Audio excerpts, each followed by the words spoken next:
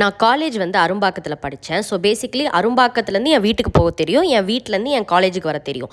அதுவுமே என் தம்பி எந்த ரூட்டில் என்னை கூட்டிகிட்டு போகிறானோ அந்த ரூட்டு மட்டும்தான் தெரியும். இந்த 2 ஏரியாவை தாண்டி எனக்கு எந்த ரூட்டுமே தெரியாது. இது எத்தனை வயசில் தெரியுமா? எனக்கு 25 வயசு இருக்கிறப்போ. என்னை சுற்றி இருக்கிற பசங்க எல்லாருமே வந்து நிறையா வெளியே சுற்றுவாங்க, ஊரெல்லாம் போவாங்க, சோலோ ட்ரிப்பு, குரூப் ட்ரிப்புலாம் போவாங்க. எனக்கு எப்போவுமே ஒரு ஆசை இருக்கும். நான் பெருசாக ஆனால் கேட்டுக்கிட்டது கிடையாது. கேட்டால் என்ன ஆன்சர் வரும்னு எனக்கு தெரியும். பொம்பளை பிள்ளைம்மா, இதுவாயிருமா, அதுவாயிருமா, பத்திரமா இருமா அப்படின்லாம் சொல்லிட்டு. பட் நான் எப்போ ஒர்க்குக்கு போக ஆரம்பிச்சேனோ அப்போ அந்த லைஃப் ஸ்டைல் லைட்டாக மாற ஆரம்பிச்சுது.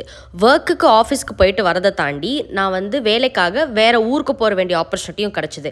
டெல்லி, மும்பை, பூனே, ஹைதராபாத், பெங்களூர் இந்த மாதிரி நிறைய ஊரும் நான் சுற்றினேன் அந்த டைமில். தனியாக போல் கூட இருப்பாங்க, பட் ஸ்டில் நான் வந்து தனியாக மேனேஜ் பண்ணுற மாதிரி தான் வந்துட்டு இருந்தது அந்த சுச்சுவேஷன் எல்லாமே. அண்ட் எப்போ நான் அப்போ அப்படி வெளியே சுற்ற ஆரம்பிச்சனோ அப்போ வந்து எனக்கு கான்ஃபிடென்ஸ் இருக்குது பாருங்களேன், வேறு லெவல்.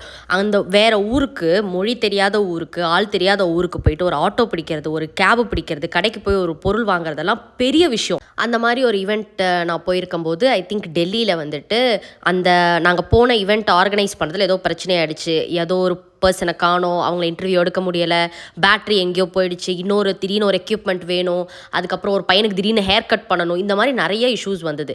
இதெல்லாம் இஷ்யூ கிடையாது, சிச்சுவேஷன். இதெல்லாம் நான் எதிர்பார்க்கவும் இல்லை. ஃபஸ்ட்டு அந்த மாதிரி நான் அந்த வேலைக்காகவும் போகவே இல்லை. ஆனால் எனக்கு ஏதோ ஒன்று தெரியும், அவங்க என்கிட்ட நம்பி ஒரு வேலை கொடுக்குறாங்க அப்படின்னு சொல்லிட்டு நான் எப்படியோ ஃபிகர் அவுட் பண்ணி கண்டுபிடிச்சிட்டேன். இதிலேருந்து நான் என்ன சொல்ல வரேன் அப்படின்னா, நம்ம ஒரு விஷயம் பண்ணும்போது நம்ம எல்லாமே ஃபிகர் அவுட் பண்ணியிருக்க மாட்டோம். நிறையா மிஸ்டேக்ஸ் வரும். பட் எப்படியோ at the end of the day you will figure it out. ஒரு புது இடத்துக்கு போகிறீங்க, மொழி தெரியலையா, you will figure it out. ஒரு இடத்துல போயிட்டு ஒரு பிரச்சனை ஆயிடுச்சு, you will figure it out. வேலை எப்படி பண்ணுறதுன்னு தெரியல, you will figure it out. At the end of the day will all figure it out. எதெல்லாம் தப்பாக போகும் அப்படின்றத கான்சன்ட்ரேட் பண்ணுறதை கம்மி பண்ணிவிட்டு நம்ம இதை பண்ணால் என்னென்ன நல்லதெல்லாம் நடக்கும்னு சொல்லி ஸ்டார்ட் பண்ணுங்கள். You will figure it out. அவ்வளோதான் பீப்புள். ஓகே, பாய்.